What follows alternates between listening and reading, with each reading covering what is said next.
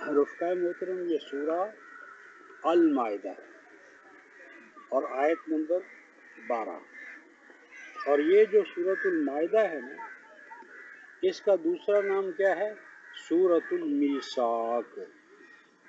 یہ سورۃ المیثاق ہے، یعنی انبیاء علیہ السلام نے جس جس امت میں دعوت دین کا کام کیا ہے تو ہر ایمان لانے والی امت سے انہوں نے ایک عہد و پیمان لیا۔ عہد و پیمان کو میثاق کہتے ہیں۔ میثاق میں اور عہد میں کیا فرق ہے؟ آپ کسی سے عہد لے لیں کہ بھئی تم ایسا کرو گے تو اس کو کیا کہتے ہیں؟ عہد۔ عہد کا بنیادی معنی کیا ہے عربی زبان میں؟ عہد کا معنی ہوتا ہے وہ چیز جس کی حفاظت کی جائے، وہ چیز جس کی حفاظت کی جائے، عربی میں وہ عہد کہلاتا ہے۔ اور تعہدہ اپنے بیوی بچوں کی نگہداشت کرنا، حفاظت کرنا، ان کے لیے روٹی کا سامان مہیا کرنا۔ تو عہد ہوتا ہے مجرد آپ نے جو ایک کام کے کرنے کا عہد کیا ہے، وعدہ کیا ہے، اقرار کیا ہے، اور جب اس کے اوپر شہداء آ جائیں، یعنی آپ نے عہد کیا اور عہد کے ساتھ کہا بھئی آؤ دوستو یہ ہم عہد و پیمان کر رہے ہیں، تم اس کے شاہد بن جاؤ، گواہ بن جاؤ، اب وہ عہد میثاق کہلاتا ہے۔ یعنی پہلے میں تو عہد ہی میں بڑی اہمیت ہے، اور عہد کے بعد جب وہ میثاق بن جائے تو اور زیادہ، یعنی کہ پبلک جو ہے وہ اس میں انوالو ہو جاتی ہے کہ اگر آپ عہد کو پورا نہیں کریں گے تو آپ شہداء کی نظر میں آپ کی حیثیت ختم ہو جائے گی۔ تو اب یہاں یہ جو سورہ ہے المائدہ، یہ ہے سورۃ المیثاق۔ یہ صورت ہے جس میں امتوں کے میثاق کا، عہد و پیمان کا ذکر ہے۔ اب پچھلا جو ہمارا درس تھا اس کا کیا موضوع تھا؟ پچھلے درس کا اور کہاں سے تھا؟ 7 نمبر آیت سے۔ ہاں، اور کون سی سورت تھی؟ یہی مائدہ تھی، اور اس کا عنوان کیا تھا کہ امت مسلمہ کا میثاق، میرا اور آپ کا میثاق۔ اب میرے اور آپ کے میثاق کے بعد اللہ تعالیٰ ہسٹوریکلی وہ مواثیق جو مختلف امتوں سے لیے گئے، اب ان کی طرف ہماری توجہ مبذول کرا رہا ہے۔ یعنی قرآن جو ہے وہ جو ماضی کی ہسٹری آپ کو درکار ہے نا، وہ قرآن کے اندر مہیا کر دی گئی ہے تاکہ قرآن سے باہر آپ کو نہ جانا پڑے۔ قرآن جو ہے ایک سیلف سفیشینٹ بک ہے، القرآن الکتاب المقتفی، یعنی قرآن نے جس چیز سے انسانیت کو آگاہ کرنا چاہا ہے اس کا کوئی ایسا پہلو نہیں کہ جو اس نے باہر رکھا ہو اپنے سے۔ تو یہ ہے بنی اسرائیل کا میثاق۔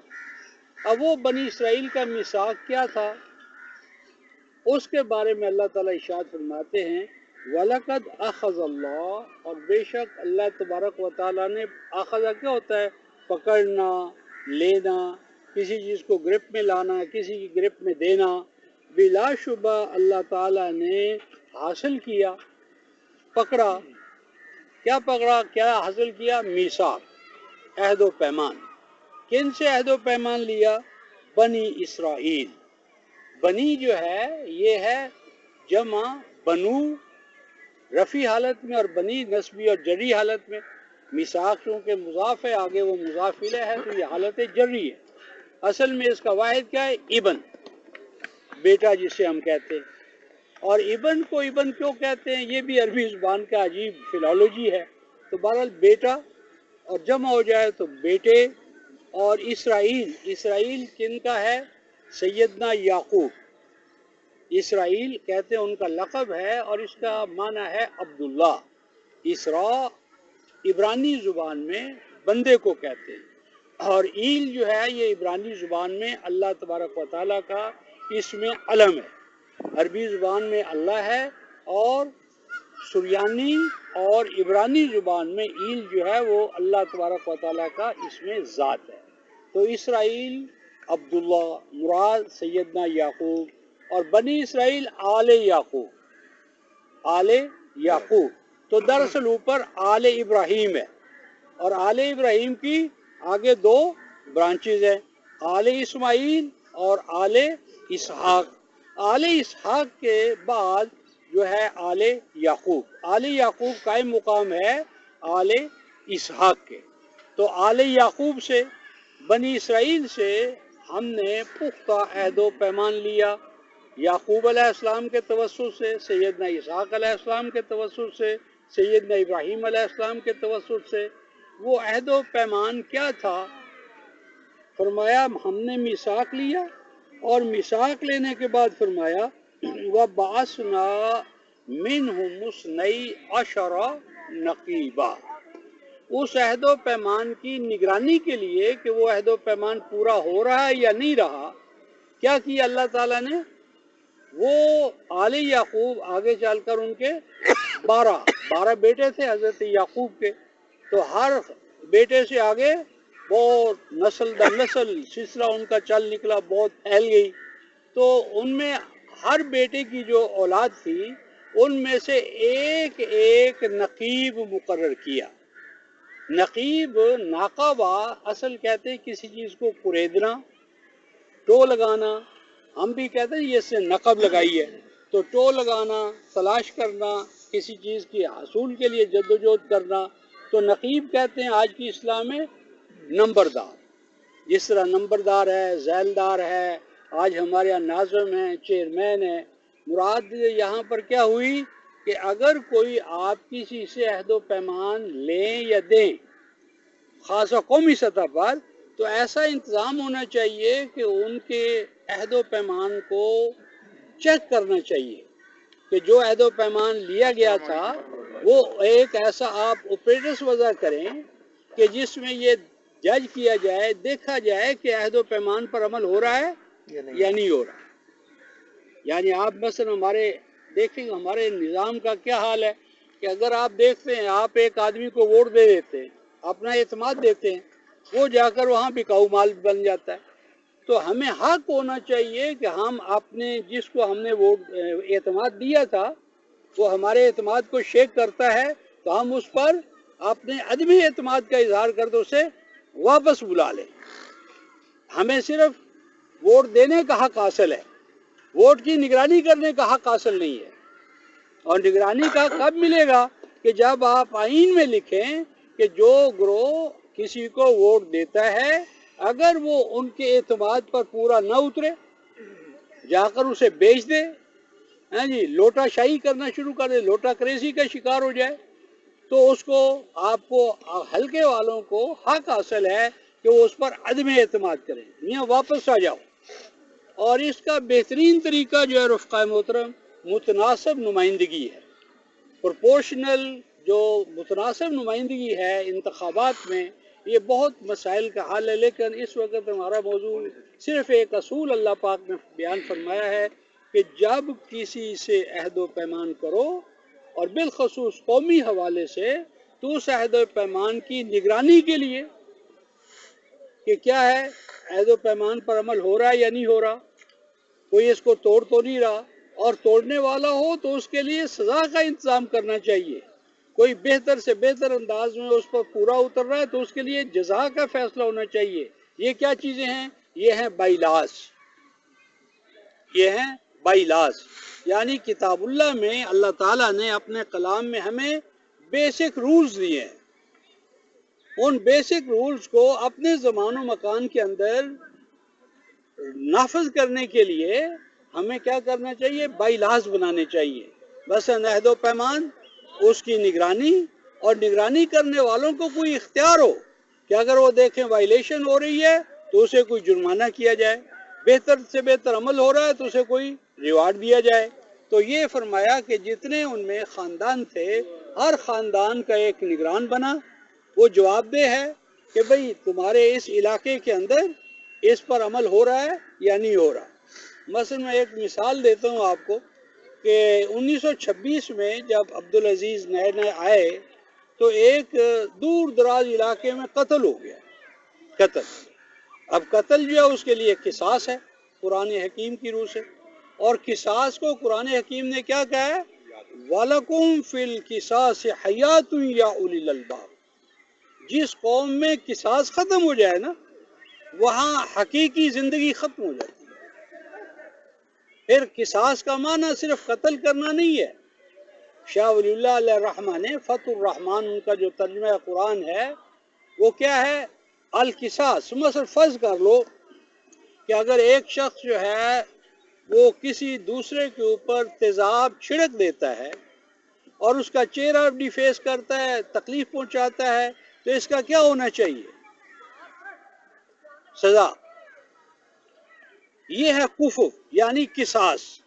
جیسا کسی نے کیا ہے ویسا ہی اس کے ساتھ ہونا چاہیے، تاکہ اسے علم ہو کہ جو میں کسی کے ساتھ کروں گا لازم ہے کہ وہ مجھے بھگتنا پڑے۔ اور اس کے لیے آپ سزا کو قرآن حکیم کیا کہتا ہے؟ وَلْيَشْهَدْ عَذَابَهُمَا۔ جرائم تو پبلکلی ہو رہے ہیں رفقائے محترم، لیکن پکڑا جانے کے بعد اول تو پکڑے ہی نہیں جاتے، اور پکڑے جائیں تو کبھی نہیں آپ نے دیکھا ہوگا کہ مجرم کو سزا اوپنلی ملی ہو، سب کو پتہ ہو۔ تو جرائم کرنے کے لیے تو حوصلہ افزائی ہے، لیکن مجرموں کو پکڑ کر سزا دینے کا ہمارے ہاں کوئی آپریٹرز اور انتظام نہیں ہے۔ یہ کتاب اللہ کی واضح خلاف ورزی ہے۔ تو وَلَكُمْ فِي الْقِصَاصِ حَيَاتٌ يَا أُولِي الْأَلْبَابِ۔ تو عبدالعزیز 3 دن تک انتظار کرتے رہے کہ پتہ چلے کہ اس کا قاتل کون ہے، پتہ نہیں چلا۔ تو عبدالعزیز خود اس علاقے میں چلے گئے اور قبائل کے جو وڈیرے تھے نا، وڈیرے عمدہ جو بنیاد تھی، ان سب کو کہا کہ بلا لو۔ تو وہ بلائے گئے تو ان سے کہا بھئی یہاں ایک شخص قتل ہوا ہے، بتاؤ کہ وہ کس نے قتل؟ کہتے ہمیں کیا خبر۔ تو آپ نے ایک آدمی کو بھیجا ایک سردار کی جوں میں علاقے میں چراغا میں، اس نے وہاں سے نا ایک درخت کا ٹہن کاٹ لیا، ایک درخت کا ٹہن کاٹ لیا۔ اس سے بلایا بھئی یہ درخت کا ٹہن کس نے کاٹا ہے؟ تو تھوڑی دیر میں نا وہ پکڑ کر اسے لے آئے۔ انہوں نے کہا یہ فلاں نے کاٹا ہے۔ تو آپ نے کہا کہ تم بڑے باخبر آدمی ہو، کسی کی چراگاہ سے ایک درخت کا ٹہن کاٹا گیا تو تم نے پکڑ لیا، تمہیں پتہ چل گیا، اور ایک مسلمان مومن تمہارے علاقے میں قتل ہوا ہے تو تمہیں پتہ ہی نہیں چل رہا۔ تو کہا کہ 3 دن کے اندر اندر یا تو مجھے قاتل دے دو، ورنہ جتنے ہمارے دین ہیں نا ان کو ہم سزا دیں گے۔ وہ جناب 6 گھنٹے کے اندر اندر مجرم پکڑا گیا۔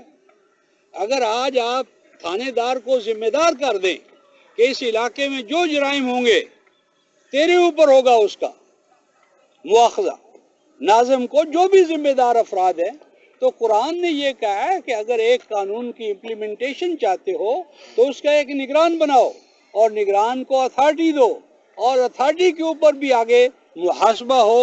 اور یہ جو رفقائے محترم آگے آئے گا تو فرمایا کہ ہم نے ان کے اندر 12 جو تھے وہ نقیب مقرر کر دیے جو نگرانی کریں کہ اس عہد و پیمان پر عمل ہو رہا ہے یا نہیں ہو رہا۔ آگے فرمایا وقال اللہ، اور اللہ تبارک و تعالی نے انہیں کہا، کن کو کہا؟ بنی اسرائیل کو۔ بنی اسرائیل کو کیا کہا؟ فرمایا قال، اللہ تعالیٰ نے کہا انی معکم، کہ اس عہد و پیمان پر چلنے کا نتیجہ کیا نکلے گا؟ انی معکم، کہ میں تمہارے ساتھ ہوں۔ زمین و آسمان کا خالق و مالک جو ہے وہ کہتا ہے کہ اگر تم اس عہد و پیمان کو پورا کرو گے تو انی معکم، میں تمہارے ساتھ ہوں۔ یہ ہے سب سے بڑی پروٹیکشن رفقائے محترم امت کی، کہ اللہ تبارک و تعالیٰ ان کے ساتھ ہو۔ اور جس امت کے ساتھ اللہ ہوگا کون نہیں ہوگا اس کے ساتھ؟ زمین و آسمان کا خالق اگر کسی کا پشتی بان ہے تو اللہ تبارک و تعالیٰ کی جتنی قوتیں ہیں وہ اس قوم کے لیے، امت کے لیے پشتیبان ہے، نگران ہے، محافظ ہے۔ تو فرمایا کہ انی معکم، میں تمہارے ساتھ ہوں۔ اور یہ جو معیت اللہ ہے نا رفقائے محترم، معیت اللہ، اللہ کے بارے میں یہ یقین ہونا کہ اللہ ہمارے ساتھ ہے، یہ اتنا بڑا عظیم، اور اللہ نے اسے نعمت قرار دی ہے، سب سے بڑی نعمت۔ مومن کا یہ یقین ہے کہ اللہ اس کے ساتھ ہے، اور یہ یقین تب پیدا ہوتا ہے رفقائے محترم جب آپ بھی اللہ کے ساتھ ہوں، جب آپ کے اعمال گواہی دے رہے ہوں کہ آپ اپنے خالق و مالک کے مطیع و فرما بردار ہیں۔ دو مثالیں دیتا ہوں۔ سیدنا موسیٰ علیہ السلام اپنی امت کو لے کر مصر سے نکل رہے ہیں، آگے کیا ہوتا ہے؟ آگے دریا یا سمندر آ جاتا ہے، اور پیچھے کون ہے؟ فرعون کی فوج۔ فرعون۔ تو قال اصحاب موسیٰ انا لمدرکون، اصحاب موسیٰ چیخ اٹھے، کہنے لگے موسیٰ مروا دیا تو نے، پیچھے لشکر ہے اور آگے سمندر ہے، پانی ہے، کہاں جائیں گے؟ تو سیدنا موسیٰ علیہ السلام نے کیا فرمایا تھا رفقائے محترم؟ کلا کلا، تم جھوٹ کہتے ہو، ہم مارے جائیں گے۔ کیوں؟ کیا سہارا ہے، کیا بنیاد ہے کہ ہم مارے نہیں جائیں گے؟ اللہ کیا فرمایا؟ اور آپ نے فرمایا نہیں، کلا ان معی ربی سیہدین، میں اکیلا نہیں ہوں، ان معی ربی، میرے ساتھ میرا اللہ رب ہے۔ اللہ نہیں کا رب کا ہے، اور رب اور اللہ کہنے میں بڑا فرق ہے۔ معی ربی، میں سیلف سٹارٹ نہیں ہوں، میرے ساتھ میرا رب ہے، سیہدین، وہ مجھے اس مشکل سے نکالے گا۔ اچھا، اسی طرح کی ایک کیفیت نبی مکرم صلی اللہ علیہ وسلم کے ساتھ بھی ہوئی، اور اس کا اور اس کا فرق بتانا چاہتا ہوں۔ سیدنا موسیٰ نے کیا کہا؟ ان معی، معنا نہیں کہا، معی، میری ساتھ میرا رب ہے۔ اب دیکھیں مجمع ہے، یعنی موسیٰ کے ساتھ پوری امت آ رہی ہے نا، پوری جماعت آ رہی ہے، پورا گروہ آ رہا ہے، ہجرت کر رہے ہیں۔ اور سورہ توبہ میں اسی طرح کی ہجرت ہے، اور دو ہیں، ثانی اثنین اذ ہما فی الغار۔ یہ رفقا محترم ثانی اثنین پہ کبھی آپ غور کریں، ثانی اثنین یعنی رسول کا سیدنا ابوبکر کو صاحب نہیں کہا، ثانی اثنین، ثانی اثنین یعنی نبی مکرم صلی اللہ علیہ وسلم کے ساتھ سیدنا ابوبکر صدیق کو وہ حیثیت حاصل ہے جو قوسین ہوتے ہیں نا، یعنی تیر ہوتی ہے، تیر یا کمان کی جو دو جیتیں ہوتی ہیں، ثانی اثنین اذ ہما فی الغار۔ آگے ہے کیا کہ اے ابوبکر پریشانی کی بات نہیں ہے، کیوں؟ جتنے بھی آتے آئیں۔ آگے کیا فرمایا؟ ان اللہ معنا، معیانی کا، معیانی کا، ان اللہ معنا یعنی تیرے بھی اور میرے بھی، معنا جمع کا صیغہ بولا، حالانکہ وہاں جماعت نہیں ہے۔ کیوں کہ اب اس معیت کو دوبارہ کون لائے گا؟ اگر رسول کے بعد آپ چونکہ خاتم النبیین ہیں تو خیر اس پر بہت لمبی بحث ہے بصائر الرحمن میں کہ معیہ اور معنا کے فرق اور امتیاز سے کیا کیا مسائل فقہی حاصل ہوتے ہیں، پوری بحث ہے۔ تو یہاں فرمایا کہ میں تمہارے ساتھ ہوں، انی معکم، میں تمہارے ساتھ ہوں، اور وہ ساتھ ہونے اس کی جو ہے دلیل کہ اللہ ساتھ ہے، کیا کریں گے کہ تو اللہ ساتھ ہوگا؟ کیا کریں کہ اللہ تعالیٰ کی معیت ہمارے اوپر سایہ فگن ہو جائے؟ وہ یہ شرائط بیان ہو رہی ہے رفقائے محترم اللہ تعالیٰ کی معیت کو حاصل کرنے کے لیے۔ نمبر 1، لَإِنْ أَقَمْتُمُ الصَّلَاةَ، لَإِنْ أَقَمْتُمُ الصَّلَاةَ اگر تم صلات کو پڑھو گے، نہیں کہا لئن اقمتم، اگر تم الصلاۃ کو قائم کرو گے. یہ رفقائے محترم، صلات کو قائم کرنا اور بات ہے اور صلات پڑھنا اور بات ہے. اس وقت تمام عالم اسلامی میں صلات پڑھی جا رہی ہے، صلات قائم نہیں کی جا رہی. صلات کا قائم کرنا اور صلات کا پڑھنا، اس میں فرق کیا ہے؟ اس میں فرق کیا ہے؟ آج کا میرا درس جو ہے بڑا عنوان ہے میثاق، اور دوسرا اس کا ضمنی نتیجہ کیا ہے؟ معیت اللہ کا حصول. اور معیت اللہ کی 5 شرائط میں سے پہلی شرط جو ہے اقامت صلات. تو آج میں اقامت صلات پر گفتگو کرنا چاہتا ہوں اور یہ بتانا چاہتا ہوں کہ صلات کا پڑھنا اور صلات کو قائم کرنا، ان دونوں میں کیا فرق ہے. ہم سب صلات کو جانتے ہیں، لیکن اقامت صلات میں اور نماز پڑھنے میں فرق کیا ہے؟ پہلی بات تو رفقائے محترم سورہ الماعون آپ کے سامنے ہے. 107 سورت ہے اور اس میں ہم کیا پڑھتے ہیں؟ ارأیت الذی یکذب بالدین. کیا آپ نے دیکھا ہے؟ کیا دیکھا ہے آپ نے؟ کس کو دیکھا ہے؟ جو تکذیب کرتا ہے، جھٹلاتا ہے. کس کو جھٹلاتا ہے؟ دین کو. دین کی تکذیب کرتا ہے. اور یہ جو تکذیب دین کر رہا ہے، یکذب بالدین، فذالک، یہ وہ شخص ہے یدع الیتیم. یتیم کس کو کہتے ہیں ہمارے ہاں؟ جس کا ماں باپ مر جائے.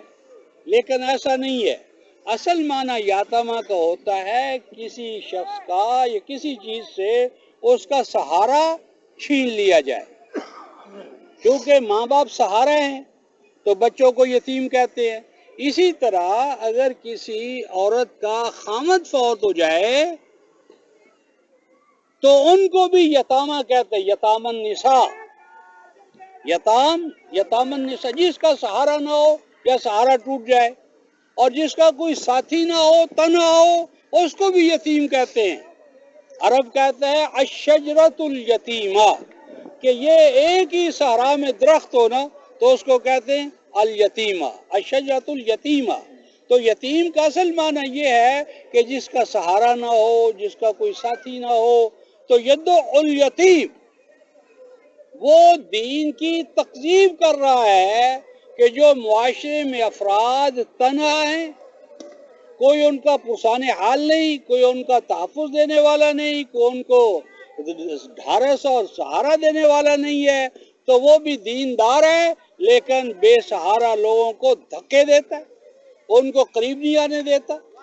وَلَا يَحُضُّ عَلَىٰ طَعَامِ الْمِسْكِينِ، اور جن کا چلتا ہوا کاروبار رک جائے ان کو سہارا دینے کے لیے، پاؤں پر کھڑا کرنے کے لیے، اپنے آپ کو تو کیا ہے وہ دوسروں کو بھی نہیں کہتا یار یہ مسئلہ ہے ہمیں اسے کرنا چاہیے.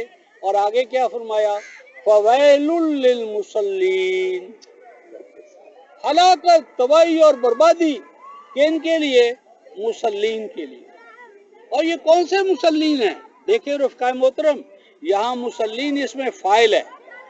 اس میں فاعل تب ہوتا ہے جب کوئی پیشہ ور ڈے اینڈ نائٹ مسلسل و پہم ایک کام کو کرے تو اسے اس میں فاعل کے طور پر تعبیر کرتے ہیں. یہاں اس میں فاعل ہے مصلین، یعنی بڑے باقاعدگی کے ساتھ، عادت کے ساتھ، پختہ عادت کے ساتھ دن اور رات وہ صلات کے عمل میں لگے ہوئے ہیں. اس میں فاعل ہے المصلین. لیکن کیا ہے؟ ان کے لیے ہلاکت ہے، تباہی اور بربادی ہے. رفقائے محترم غور کریں، اگر ہم سیدنا ابوبکر صدیق رضی اللہ تعالیٰ عنہ کے لیے یوں کریں کہ حضرت العلامہ سیدنا مولانا ابوبکر صدیق، تو یہ نام جڑتا ہے اس کے ساتھ؟ سیدنا فلاں فلاں الحاج محمد عثمان، یعنی جو حاجی تھے انہوں نے تو اپنے نام کے ساتھ کبھی الحاج نہیں لکھا. صحابہ کو دیکھ لے، ہم المؤمنون حقا. لیکن یہ جو آج القاب بازی ہمارے ہو رہی ہے، صحابہ کے ناموں کے ساتھ کہیں آپ کو نہیں ملے گی، یعنی ان کے ساتھ جچتی ہی نہیں ہے. یعنی قرآن یہ کہتا ہے تو مسلی، اور یہ مسلی کون ہیں؟ جن کے لیے ہلاکت ہے، الذین هم عن صلاتهم ساہون. یہ وہ مسلی ہیں جنہوں نے کبھی سوچا ہی نہیں کہ اس صلات سے اللہ تبارک و تعالی چاہتا کیا ہے. یہ جو صلات ہے رفقائے محترم، یہ اللہ کے لیے، کیا خیال ہے؟ اللہ کو تو کوئی کمی نہیں ہے. اللہ کو آپ کی صلات کی ضرورت ہے. روزہ، جتنی بھی عبادات ہیں رفقائے محترم، خدا در انتظار حمد مانس، محمد چشم بر رہے سنانس. یہ درود، یہ ثنا میرے اور آپ کے بنانے کے لیے ہے. نہ اللہ کو ضرورت ہے، نہ محمد رسول اللہ صلی اللہ علیہ وسلم تمہارے اور ہمارے درود کے محتاج ہے. یہ تو ہمارے بناؤ کے لیے، ہمیں کچھ عطا کرنے کے لیے ہے. اسی لیے فرمایا تانداری از محمد رنگو از درود او میالا نامے ہو. کیا ہے وہ شخص جو دن رات تسبیح پر تسبیح، درود درود درود کر رہا ہے؟ تو فرمایا کہ کیا محمد رسول اللہ کی خوشبو بھی تیرے اندر پیدا ہوئی ہے؟ ان کی عادات، ان کی خصلتیں، ان کی سیرت، کیا تیرے اندر اس کی خوشبو پیدا ہوئی ہے؟ اگر ہوئی ہے تو تیرا درود ہے. از درود ہوں میالہ نامی ہوں. تو کیا فرمایا کہ صلات پڑھتے پڑھتے ساری زندگی گزر گئی، لیکن ان صلاتہم ساہون. صلات کا مقصد کیا تھا؟ صلات چاہتی کیا ہے؟ صلات سے آپ میں تبدیلی کیا آنا چاہیے؟ کبھی غور ہی نہیں کیا. فرمایا یہ کیا کر رہے ہیں؟ ہوم یراؤن. دیکھنے کے حوالے سے تو یہ صلات ہے. مثلا رفقائے محترم، ایک شخص وضو نہیں کرتا اور صلات آپ کے سامنے پوری ادا کرتا ہے، تو صلات ہو جائے گی؟ کیوں نہیں ہوگی؟ کیوں نہیں ہوگی؟ بھائی اس نے قیام کیا، اللہ اکبر کہا، رکوع کیا، سجدہ کیا، سارے اذکار کیے، کیوں نہیں ہوگی صلات؟ کیوں نہیں ہوگی؟ یہ پہلی شرط کیا تھی؟ طہارت. طہارت ہی اس نے پورا شرط پوری نہیں کی. مثلا فرض کر لو کہ آج ہم قربانیاں کریں گے، کرتے ہیں، کتنی کھالیں اکٹھی کرتے ہیں قربانیاں دے کر، تو کیا یہ قربانی عند اللہ ہو جائے گی؟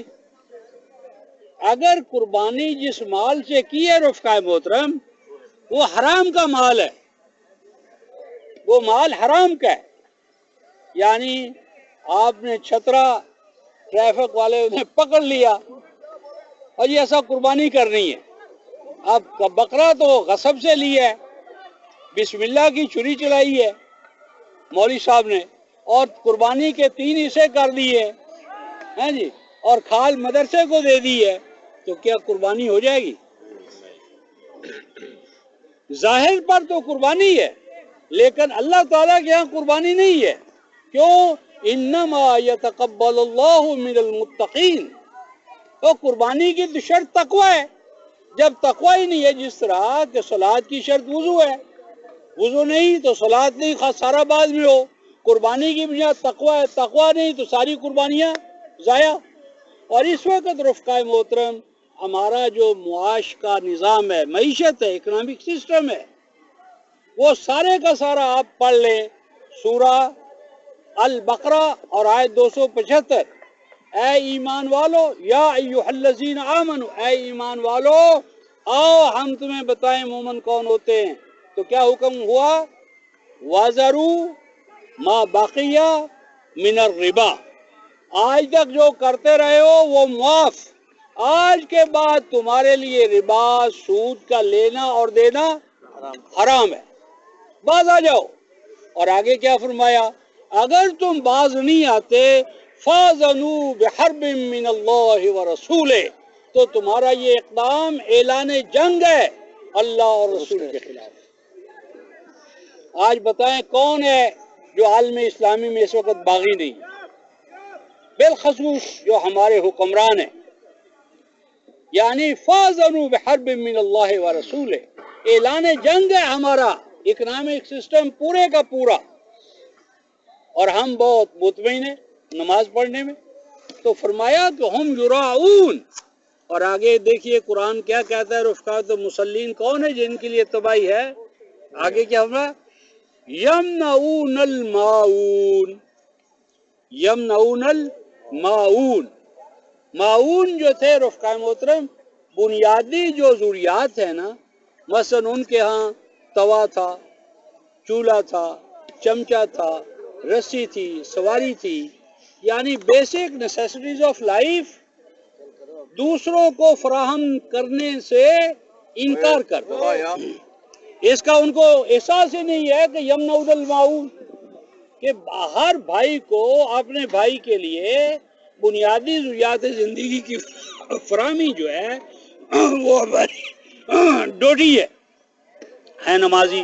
تو آج نماز کے بارے میں رفقائے محترم میں آپ کے سامنے ایک مقام نوٹ کروانا چاہتا ہوں، آپ جائیں اور قرآن حکیم میں یہ مقام دیکھیں، اور اس کے بعد اللہ تبارک و تعالیٰ کا یہ حکم ہم سب کے لیے ہے اور کوئی میری ذات کے لیے نہیں ہے۔ یہ سورہ ہے رفقائے محترم المعارج، المعارج، اور المعارج کی آیت نمبر 19، آیت نمبر 19 سے لے کر آپ یہ آیت نمبر 34 تک پڑھیں۔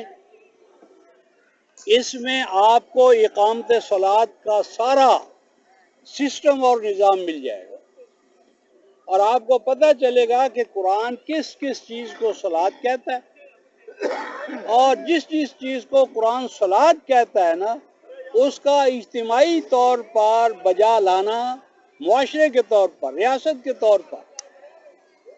کیوں؟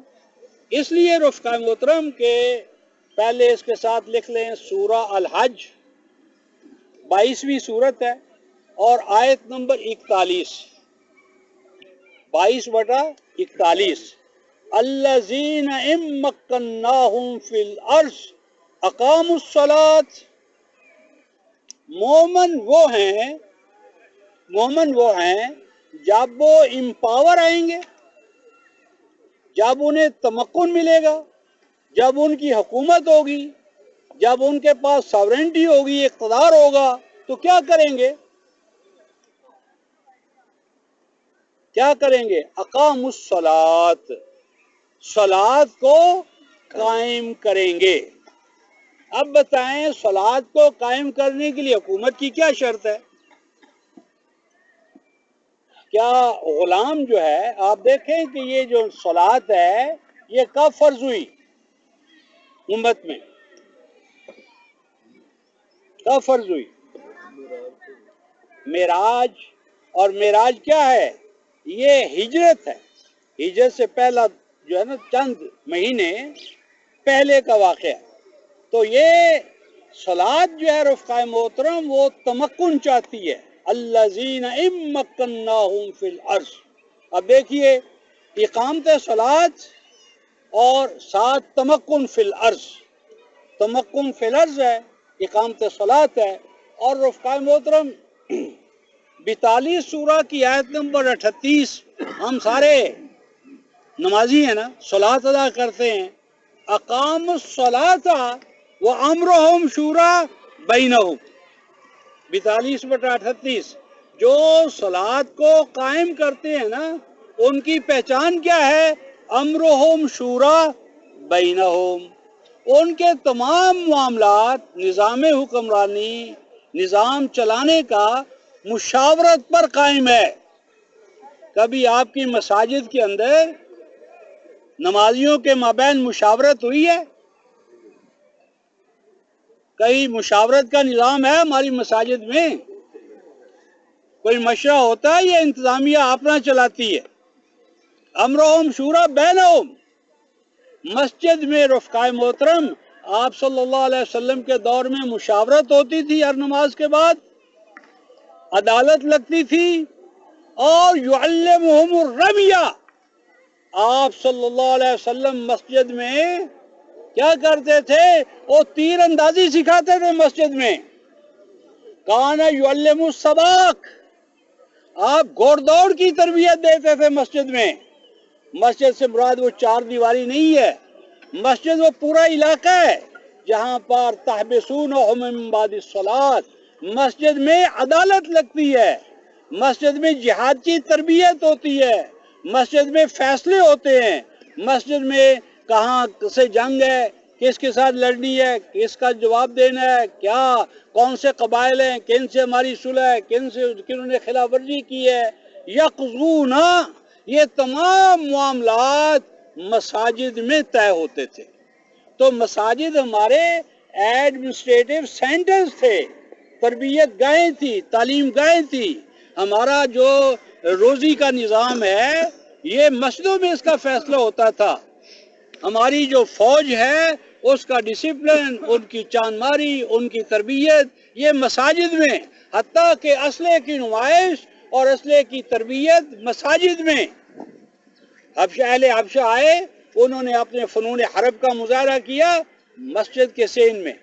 تو خیر یہ تو مساجد تھی ان کی. اور آج ہماری مساجد، یعنی آج دیکھیں اسلام میں مسلمانوں میں کیا تھا کہ جمعہ جو ہے وہ مرکزی ایک ہونا چاہیے. خیر اب تو امت ہی نہ رہی، فرقے آ گئے، ہر فرقے نے اپنی مسجد، اور اگر فرقوں والوں میں جھگڑا ہو گیا تو اپنی الگ مسجد، الگ الگ مساجد. یہ مساجد نہیں ہے، یہ عمارات ہے.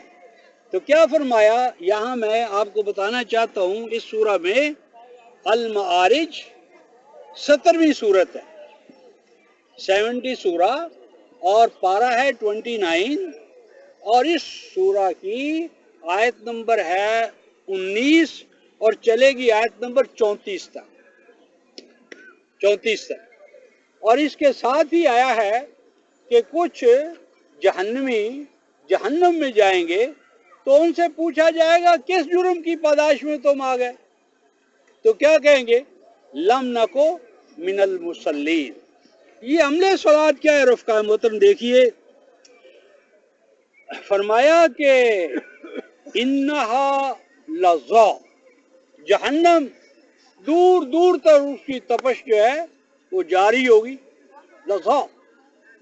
اور تدعو من ادبر و تولا، تدعو من ادبر و تولا، اور جہنم اپنی طرف اٹریکٹ کرے گی خود بخود.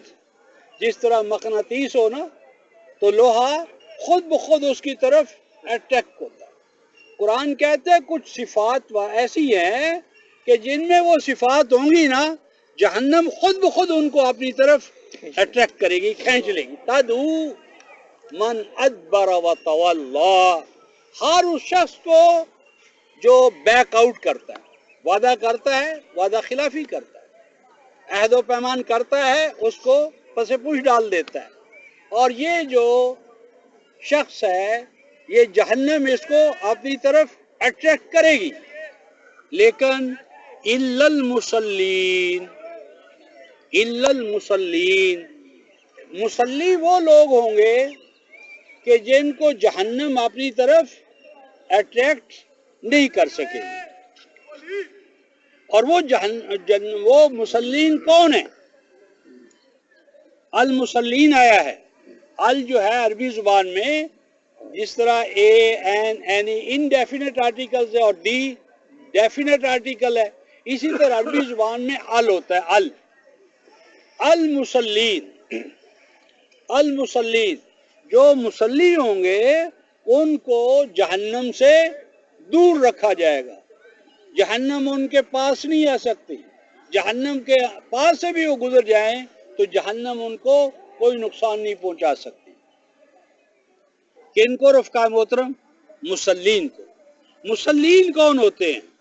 یہ دیکھ لیں جن دوستوں کو ہے کہ یہ المصلین ہے، اور اس کے بعد یہ الذین الذین الذین الذین، یہ آخر الذین پھر آئے گا، والذین والذین والذین.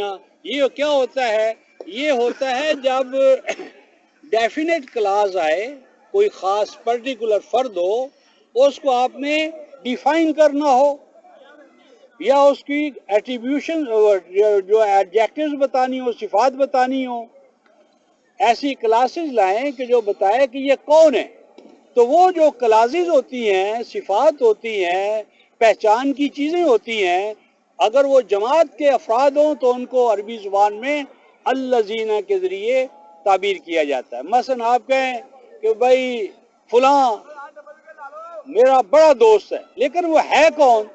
تو آگے کیا کہیں گے؟ وہ جو کہ یہ کام کرتا ہے، وہ جو کہ یہ کام کرتا ہے، وہ جو کہ یہ کام کرتا ہے. تو اب اللہ تعالی مسلین کو ڈیفائن کر رہے ہیں. ہو آر مسلیس، مسلی کون ہے؟ تو اب اللہ پاک خود ڈیفائن کر رہے ہیں تاکہ بعد میں ہر فرقہ کہے جی ہم مسلی ہیں.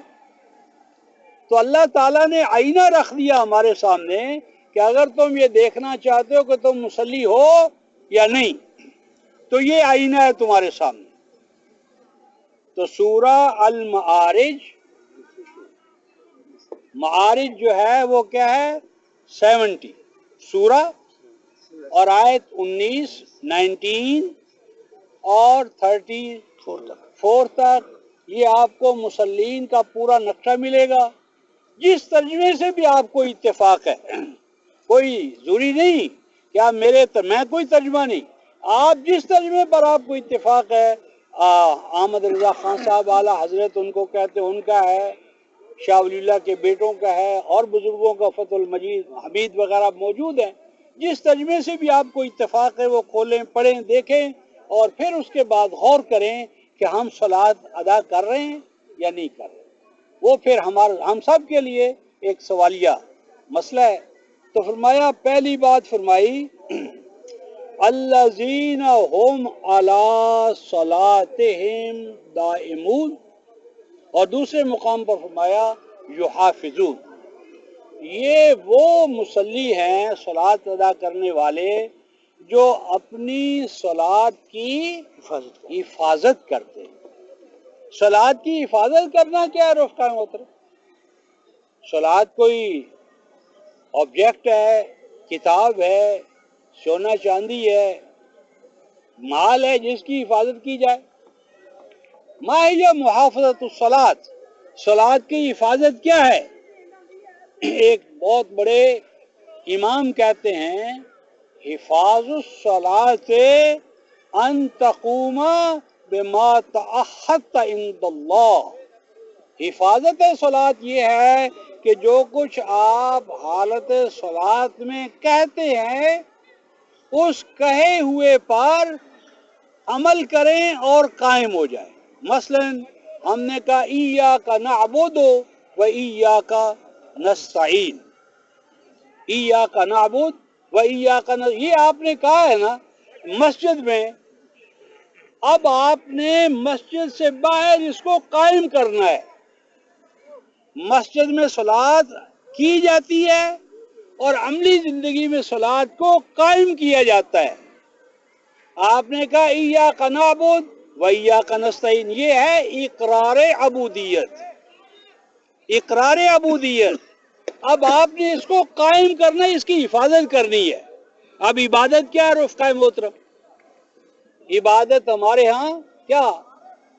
قرآن حکیم نے سورہ یاسین، جن دوستوں کو یاد ہے وہ سورہ یاسین کی آیت نمبر 62، الم احد الیکم یا بنی آدم اللہ تعبدوا الشیطان، اے ابنائے آدم تم نے ہم سے عہد کیا تھا، انبیاء کے توسط سے کیا عہد کیا تھا رفقا محترم؟ اللہ تعبدوا الشیطان، شیطان کی عبادت نہ کرنا. تو کوئی شیطان کی عبادت کر رہا ہے ہم میں سے؟ کوئی شیطان کو معبود مانتا ہے، اس کی مالا جپتا ہے، اس کا وظیفہ پڑھتا ہے؟ کوئی پڑھتا ہے شیطان کا وظیفہ؟ پھر کیا ہے شیطان کی عبادت؟ شیطان کا حکم ماننا، شیطان بننا، شیطانی عادتوں کو اختیار کرنا، شیطنت کو اختیار کرنا جو ہے وہ شیطان کی عبادت ہے. شیطان کے بعد فرمایا اے ایمان والو اپنے وسائل کا بیجا استعمال نہ کرو. کیوں؟ کہ جو اسراف کرتے ہیں، بیجا استعمال کرتے ہیں، وہ کیا ہیں؟ اخوان الشیاطین، وہ شیطان کے بھائی ہیں. تو شیطانی عادتوں کو اختیار کرنا شیطان کی عبادت.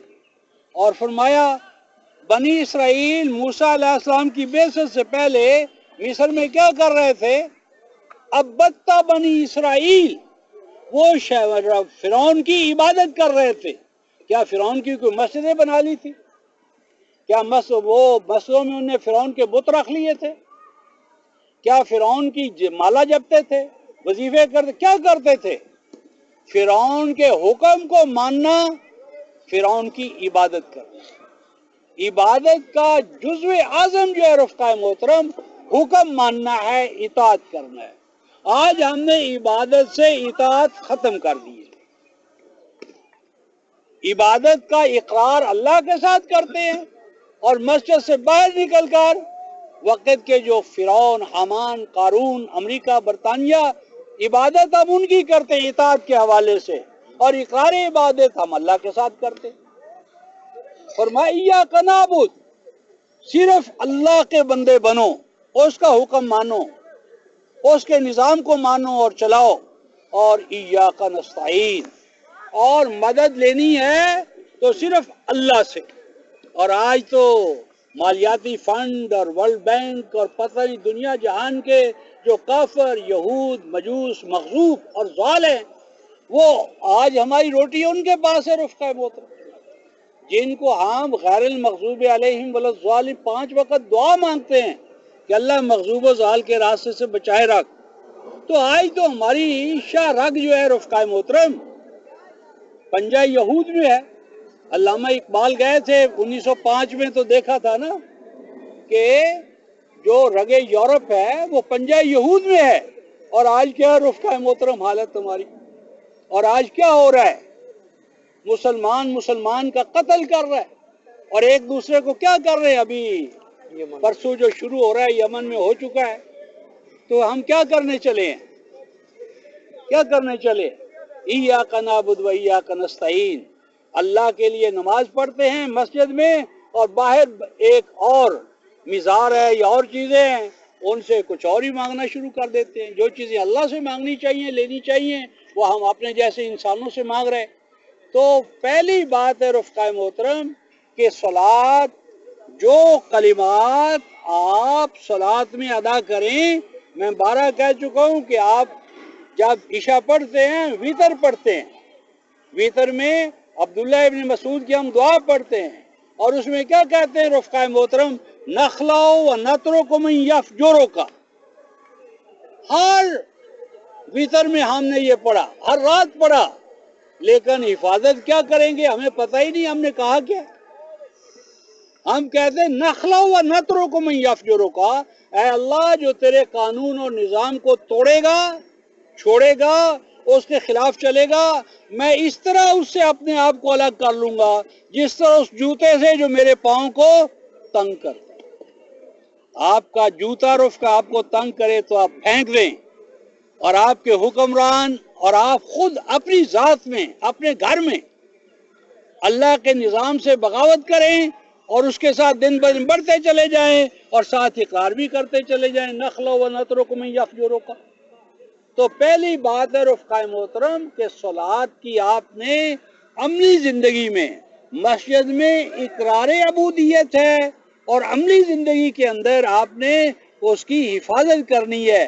اب آپ کا رمضان آتا ہے رفقائے محترم، تو رمضان میں ہر کو میں نے دیکھا ہے کہتے جی ہر چیز کو آگ لگ جاتی ہے، پکوڑے، بھلیاں، ہاں جی، اور کیا کیا پھل، کوئی چیز نہیں جو آپ کو اس قیمت پر ملے جو پہلے.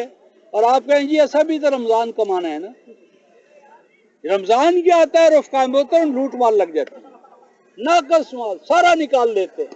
رمضان کمایا جا رہا ہے، رمضان کمایا جا رہا ہے. اور ہماری عادتیں اتنی بگڑ چکی ہیں رمضان میں رفقائے محترم، مسجدوں کے اندر جو افطاری ہو رہی ہوتی ہے، دیکھیں کیا کرتے ہیں. صحابہ کا یہ حال تھا رفقائے محترم، اذا کنا عندنا سبتن سودا، اگر ہم میں سے کسی کے پاس 7 دانے کھجوروں کے، وقاسم من الماء، اور ایک پیالہ پانی کا ہوتا تھا نا افطار کے وقت، کننا نعد انفسنا من السعداء، ہم کہتے تھے افطاری کے وقت ہماری عید ہو گئی۔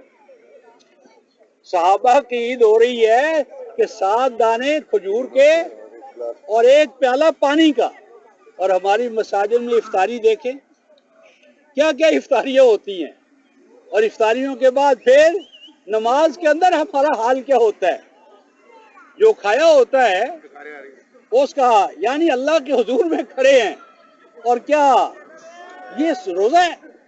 روزہ تو ہمارا تقویٰ تھا، لعلکم تتقون، تو فرمایا کہ صلاۃ کی پہلی شرط کیا ہے؟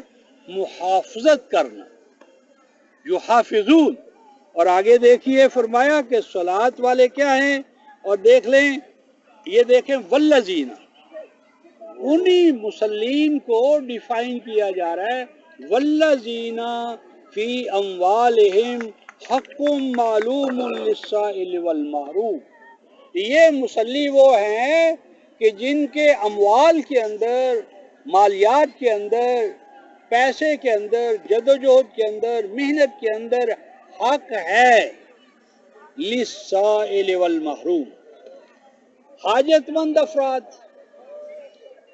نیڈی پرسنس، اور ڈپرائیوڈ آف، اور مسائل و مشکلات میں گھرے ہوئے انسان، ان کو اپنی معیشت میں سے، وسائل میں سے ان کو شیئر کرتے ہیں، لے کر چلتے ہیں، ان کو اپنے پاؤں پر کھڑا کرتے ہیں۔ قرآن حکیم میں رفقائے محترم جہاں بھی صلاۃ ہے، اس کا ایک اور پیئر ہے، پیئر کا معنی کمپلیمنٹری، صلاۃ کہیں بھی تنہا قرآن میں نہیں آئی، یہ آئی ہے زکوٰۃ کے ساتھ۔ آت الزکوٰۃ، تو صلاۃ پر ہم زور دیتے ہیں، دینا چاہیے، لیکن زکوٰۃ پر کیوں زور نہیں دیتے؟ قرآن حکیم میں اقام الصلاۃ و آت الزکوٰۃ، صلاۃ شور اور زکوٰۃ غائب، اور اللہ تعالیٰ نے سورہ حامیم سجدہ 41ویں سورہ اور آیت نمبر 5 کیا فرمایا؟ فویل للمشرکین، ہلاکت، ناکامی و نامرادی مشرکوں کے لیے، اور مشرک ان کو کہا ہے اللہ پاک نے 41/5 الذین لا یؤتون الزکوٰۃ، وہ مشرک ہے جو زکوٰۃ ادا نہیں کرتا۔ ہم میں سے کتنے رفقائے محترم جو اپنے اموال کی زکوٰۃ دیتے ہیں اکارڈنگ ٹو دا لا، خیرات کے طور پر نہیں، زکوٰۃ واجب ہے، زکوٰۃ واجبہ ہم میں سے کتنے ادا کرتے ہیں؟ اور آگے کیا فرمایا؟ لا یؤتون الزکوٰۃ، اور آگے کیا ہے؟ وَهُمْ بِالْآخِرَةِ هُمْ کافرون، یہ مومن نہیں ہے، یہ آخرت کے منکر اور کافر ہے۔ جو زکوٰۃ ادا نہیں کرتا قرآن کی روح سے مشرک بھی ہے اور آخرت کا منکر بھی ہے۔ اور بالخصوص یہ جو ہمارے ہاں خواتین نے زیورات کی زکوٰۃ تو کسی کو پتہ ہی نہیں، نہ کوئی ادھر آتا ہے، تو زکوٰۃ کا نظام ہے پورا رفقائے محترم۔ تو قرآن کہتا ہے کہ مسلین الا المسلین، اور مسلین کون ہوتے ہیں؟ الذین، پہلا صلاۃ کا عمل کیا ہے کہ وہ محافظت کرتے ہیں، جو کچھ وہ صلاۃ میں بطور اقرار کرتے ہیں، اور آگے ارشاد فرمایا بشہاداتہم قائمون، بشہاداتہم قائمون، وہ جو صلاۃ ہے نا اس کا جوز اور شک ہے کیا؟ بشہاداتہم قائمون، کہ اپنی شہادتوں کو وہ قائم کرتے ہیں۔ کون سی شہادت ہے رفقائے محترم؟ قرآن حکیم میں 9 شہادتیں ہیں، 9، ایک نہیں 9، 2 شہادتیں تو ہم میں سے ہر ایک کو معلوم ہے، اور اس کے بغیر تو آپ اسلام کی دہلیز پہ قدم نہیں رکھ سکتے۔ اشہد ان لا الہ الا اللہ و اشہد ان محمدن عبدہ و رسول. پہلی شہادت توحید اور دوسری شہادت رسالت.